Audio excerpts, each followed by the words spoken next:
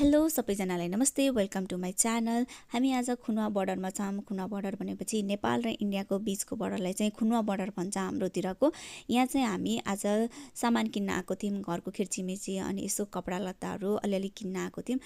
यो चाहिँ हामी अजमेरा फेसनमा चाहिँ छौँ। यहाँ साडी सुटहरू चाहिँ पाउँछ। यस्तो राम्रो राम्रो चाहिँ थियो होइन, मलाई चाहिँ एकदम राम्रो लागेको थियो साडीहरू। अनि यहाँ मलाई एउटा साडी भन्दा नि साडीको चाहिँ क्याटलग एकदम राम्रो लागेको थियो। यो पहेँलो साडी जुन छ, यो पहेँलो साडी त मैले हेरिनँ, तर क्याटलग चाहिँ मलाई एकदम मन परेको थियो सुतीको साडीमा। र उहाँ चाहिँ अजमेरा फेसनको चाहिँ प्रोप्राइटर हुनुहुन्छ खुनुवाको, उहाँले नै हामीलाई मिलाएर दिनुभएको। उहाँसँग चाहिँ हामीले एकदम सहुलियत मूल्यमा पायौँ र हजुरहरू पनि आउन सक्नुहुन्छ। यो जेब्रा झोलामा हामी सामान भरेर गयौँ र जेब्रा झोला भनेपछि हाम्रो जेन्जी आन्दोलनको चाहिँ कैदी भन्दै हामी चाहिँ यसो मजाक गर्दा गर्दै चाहिँ खेलठट्टा गर्दा गर्दै हामी अर्को पसलमा पुग्यौँ र अर्को पसलमा पुगेर हामीलाई खासै जान्ने मन त थिएन, तर पनि गएपछि चाहिँ उहाँ पनि साडीहरू एकदम राम्रो राम्रो थियो। यो पसलमा फेरि डिएल भनेर चाहिँ पनि चिन्न सकिन्छ यो पसललाई खुनुवातिरको। र यहाँ हेर्न सक्नुहुन्छ यतिखेर चाहिँ अलि त्यति भिड थिएन, तर हामी आएपछि चाहिँ एकदम भिड पनि भयो।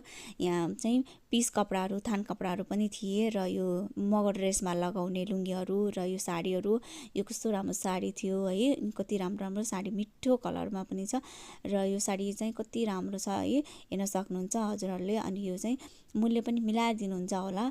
तर हामी चाहिँ यहाँ आज यतिखेर चाहिँ यो माइजू हुनुहुन्छ, उहाँ मेरै गाउँको आन्टी हुनुहुन्छ। अनि त्यसपछि उहाँ भाउजू मेरै घरतिरको, अनि उहाँ मम्मी अनि अङ्कल, त्यसपछि उहाँ पनि हाम्रो गाउँतिरकै हुनुहुन्छ होइन। सबै हामी यतिखेर चाहिँ सबै एउटै गाउँतिरकै ठाउँतिरकै परेछौँ र अरू अरू चाहिँ काम गर्ने मान्छेहरू हुनुहुन्छ। बाँकी सबै हामी आफ्नै घरतिरको परेछौँ। त्यसपछि हामी चाहिँ यो लिएर खुनुवाबाट हामी तौलिया गयौँ। तौलिया गएर चाहिँ यो सुपहरू अर्डर गऱ्यौँ, मोमो अर्डर गऱ्यौँ र मोमो सुप खायौँ। सुप चाहिँ मलाई एकदम मन पर्यो र भेज र नन भेज अर्डर गरियो र खाइयो। खाएपछि चाहिँ हामी त्यसपछि र मोमो खाएर भ्याएर नास्ता खाएर भएर हामी चाहिँ तौलिया बजार पनि घुम्न गयौँ। तौलिया बजार घुम्न जाँदाखेरि हजुरहरूले हेर्न सक्नुहुन्छ यस्तो ठुलो बजार छ नि, यो के घुम्दा घुम्दा पनि थाकिन्छ होला जस्तो लाग्छ मलाई।